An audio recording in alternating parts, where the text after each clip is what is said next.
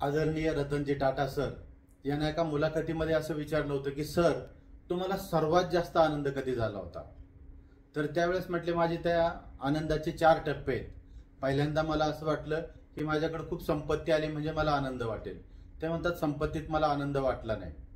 दुसऱ्यांदा ते म्हणतात की अशा मौल्यवान वस्तू खरेदी केल्या की मला आनंद मिळेल असं मला वाटलं.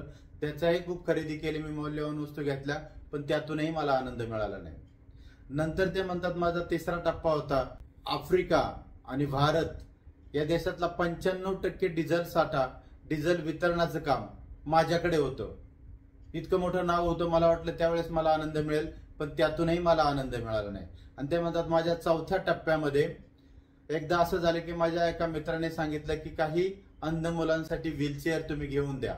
मी त्या घेऊन दिल्या, पण मित्राने आग्रह केला की सर, ह्या तुमच्या स्वतःच्या हाताने त्यांना वितरित करा. त्या मित्राच्या आग्रहाखातर आदरणीय रतन टाटा सर त्या ठिकाणी गेले. त्या मुलांना सायकली, त्या व्हीलचेअर वितरित केल्या. आणि व्हीलचेअर वितरित केल्यानंतर त्यांनी बघितलं त्या मुलांकडे, तर ती मुलं असं काही आनंदात एन्जॉय करत होते जणू काही ते एखाद्या पिकनिक स्पॉटला आले होते. आणि त्याच्यानंतर रतन टाटा सर त्या ठिकाणी बराच वेळ थांबले आणि तिथून जेव्हा जायला निघाले तरी एका मुलाने त्यांचे पाय धरले. तर पाय यांनी सोडवण्याचा प्रयत्न केला, पण तो मुलगा काही पाय सोडत नव्हता. मग यांनी त्याला विचारलं, तुला आणखी काय देऊ, सांग, तुला आणखी काय पाहिजे? तर तो मुलगा म्हटला की सर, मला काही देऊ नका, फक्त मला तुमचा चेहरा लक्षात ठेवायचा आहे. सर म्हटले का? तर म्हणे, मी जेव्हा स्वर्गात तुम्हाला भेटेल ना, त्यावेळेस पुन्हा एकदा तुम्हाला ओळखू शकेल आणि तुम्हाला पुन्हा एकदा धन्यवाद देऊ शकेल.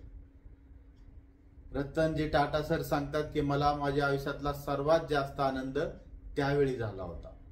म्हणजे आनंद हा संपत्तीमध्ये नाही, तुमच्या प्रसिद्ध होण्यामध्ये नाही, तुमच्या मौल्यवान वस्तूमध्ये नाही, तर आनंद हा दुसऱ्यांना आनंद देण्यात आहे.